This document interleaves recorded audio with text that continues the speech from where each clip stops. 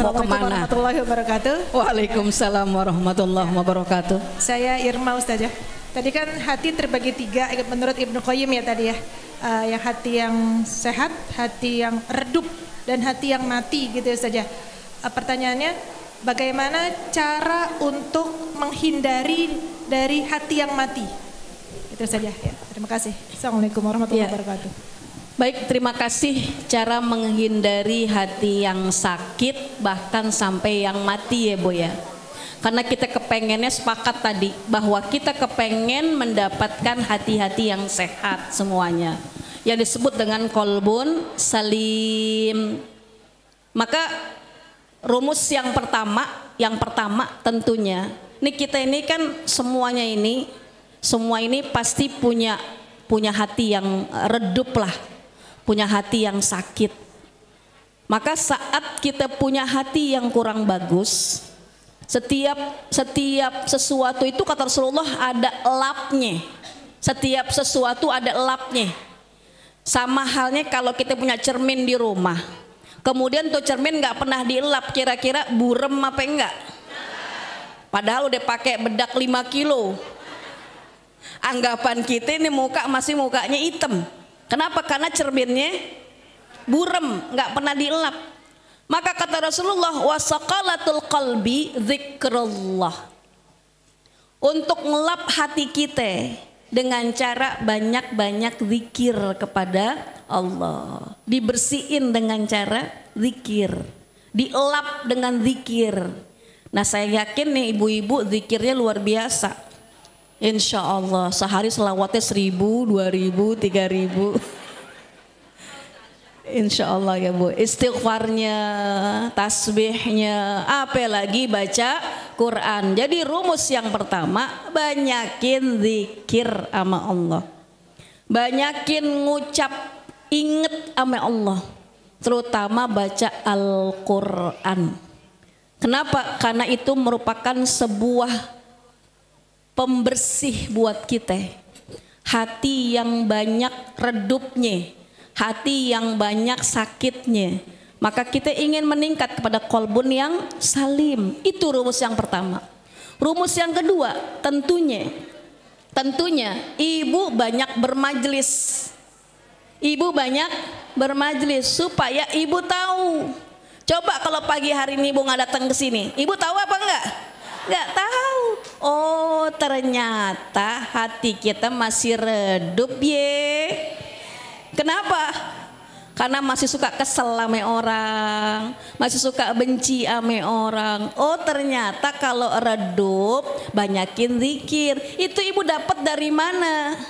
Dari bermajlis. Maka rumus yang kedua, hadir ke majelis-majelis yang membuat hati kita menjadi hati yang salim. Yang ketiga, ini sebenarnya rumus teori banyak nanti hasilnya, tapi saya cuma kasih nomor 3 doang. Yang ketiga adalah mujalasatus sholihin. Apa itu? Banyakin bergaul ame orang-orang yang soleh. Cari teman-teman yang soleh, yang ngajakin kita untuk berbuat baik. Kita semalam udah ancang-ancang nih, tasnya warna coklat, kerudungnya warna coklat, gamisnya warna coklat, sepatunya warna coklat. Udah ancang-ancang nih, besok mau ngaji di Masjid Tangkuban Perahu sama ustazah. Awas jangan salah, Ida Royani lah. Ibu udah siap-siap nih, pagi-pagi dapat WA, ting tong. Wah, siapa nih? Yuk kita ke Tamrin City, ada diskon. Diskon 80%. Kira-kira ibu milih yang mana? Tamrin City. Kalau teman kita ngajakin, ngaji yang benar, kan teman yang baik ya. Ayo kapan lagi kita mau ngaji gitu ya Bu ya. Makanya rumus yang ketiga harus bergaul dengan yang soleh. Itu diantaranya ada 3. Tadi apa tadi? Zikir. Yang kedua, yang ketiga bermajelis atau bergaul dengan orang yang soleh. Begitu Ibu. Ayo, Assalamualaikum warahmatullahi wabarakatuh. Waalaikumsalam warahmatullahi wabarakatuh. Nama saya Hera, Ustazah. Oh iya, maaf ya, kupingnya agak sama, kadang-kadang juga gitu. Gini Ustazah, mungkin yang mau saya tanyain ini sebetulnya hal yang biasa, apalagi bagi kita-kita nih ibu-ibu yang bergaul sesama ibu-ibu yang kadang wataknya beda, cara berpikirnya juga beda. Kita ini ibu-ibu kan bergaul tuh kadang sama yang ini, kadang sama yang ngono, yang ini, yang ngono bisa aja. Apalagi yang majlis talibnya banyak tuh, yang di sono, kadang seminggu penuh. Nah ini yang saya pengen tanyain, kadang-kadang namanya ibu-ibu perempuan, kadang-kadang suka ada selek-selek dikit tuh Ustazah. Seleknya sedikit tapi sakitnya sampai ke sini nih. Bukan cuma sampai ke hati Ustazah, kadang-kadang ke ginjal, ke liver, ke amplak tuh. Ya Ustazah ya, kadang-kadang ibu-ibu tuh suka begitu. Ya termasuk saya Ustazah. Cuma yang saya mau tanyain tuh, gimana sih cara kita mengelola hati supaya jangan sampai tuh sebel sama orang, sebelnya, gedek sama orang segede-gedeknya. Kadang begitu tuh Ustazah. Nauzubillah min zalik ya. Cuma kadang-kadang ini betul nggak sih Bu Ibu? Ya. Allahu Akbar. Ini masalahnya biasa tapi kadang-kadang emang benar bisa sampai kayak gitu. Pengennya kita kan memaafkan kayak yang diajarin Rasulullah, hatinya tuh tenang aja, santai apa. Ya minimal jangan buat dosa lah. Tapi ini hati susah nih Ustazah. Mungkin yang kurang zikir ya Ustazah ya. Tapi ada nggak sih cara lain gitu yang supaya kita sama orang yang bentuknya manusia ini bisa baik lagi gitu Ustazah. Ya mohon pencerahan Ustazah. Assalamualaikum warahmatullahi wabarakatuh. Waalaikumsalam warahmatullahi. Terima kasih Bu Hera. Terima kasih. Luar biasa ya pertanyaannya ya. Dan ini fenomenal. Terjadi sama kita. Terjadi pasti. Jadi bukan ibu-ibu aja, bapak-bapak juga begitu kadang-kadang. Ya kan? Jadi bukan ibu-ibu siapapun, kalau yang tidak bisa memanage hati, pasti akan muncul perasaan sebel, benci, gedek, sampai sakitnya tuh, bahkan tadi melebar kepada liver, ya kan? Tadi kan muncul kemana-mana, nyebar kayak virus.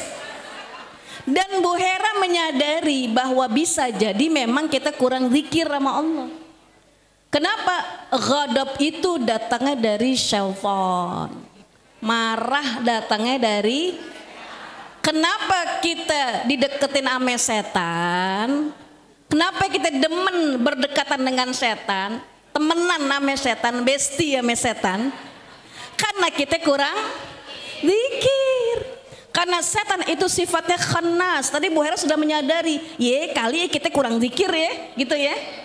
Karena setan itu sifatnya khannas. Apa itu khannas? Kalau kita zikir, dia kabur. Tapi kalau kita nggak zikir, lupa, lalai, ghaflah sama Allah, dia deket sama kita. Berarti tadi pertama Bu Hera sudah sadar, kita kayaknya kurang zikir ya. Gitu ya Bu ya. Kita kan, bukan saya kan, kita kayaknya kurang zikir deh tuh. Itu diantaranya memang begitu. Tapi kata Bu Hera, kira-kira supaya kita langsung apa sih, langsung hilang itu sifat marah kita, sifat kesel kita. Coba deh cari hikmah, cari kebaikan dari yang bikin kita kesel. Cari kebaikan, cari hikmah. Kadang-kadang kita lihat orang bikin kesel sama kita bilang oh bisa jadi dia pengen kita jadi orang yang bener, gitu aja. Oh iya, introspeksi, muhasabah. Oh bisa jadi bener sih kita orangnya begini, mungkin Allah lagi tegur kita supaya kita jadi orang yang lebih. Nah itu kan menyikapi dengan baik kan. Jangan kita bilang mentang-mentang, mentang emasnya 5 kilo begitu amat. Udah tambah deh setan grogotin deh tuh.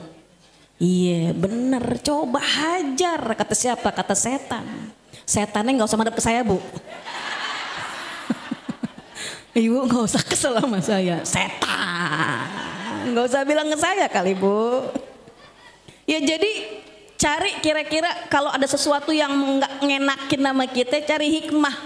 Apa sih? Oh mungkin ini jadi introspeksi kita. Jadi introspeksi kita menjadi orang yang lebih baik lagi. Oh bisa jadi emang bener ya, kali dia jadi kesel sama kita karena kita begini. Itu aja. Jadi yang nyalahin siapa? Diri kita. Supaya kita introspeksi. Oh bisa jadi ya. Oh bisa jadi. Tadi sudah menyadari bahwa kita ini kurang zikir, tuh bagus. Tapi kadang-kadang kita kurang sadar kalau kita ini mungkin kurang bagus ame orang. Ame orang gampang marah dan sebagainya. Pokoknya cari hikmah dari setiap kejadian yang menimpa kita. Jangan cari keburukan-keburukan saat Allah memberikan ujian buat kita. Lagi sakit nih, Allah kasih ujian sakit. Oh bisa jadi Allah bilang kita jangan kelilingan naik kaki. Kalau sehat ke Tangkuban Perahu nggak datang, ke GBK datang. Tangkuban Perahu nggak datang masjid. Tamrin City dari pagi sampai sore nggak pulang-pulang. Nah kita introspeksi, oh bisa jadi nih Allah lagi bilangin kita, gitu kan ya Bu ya? Hati tenang apa enggak? Tenang, sakitnya cepet baik.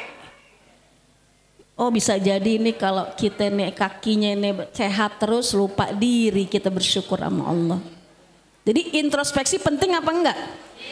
Muhasabah penting apa enggak? Muhasabah buat diri kita.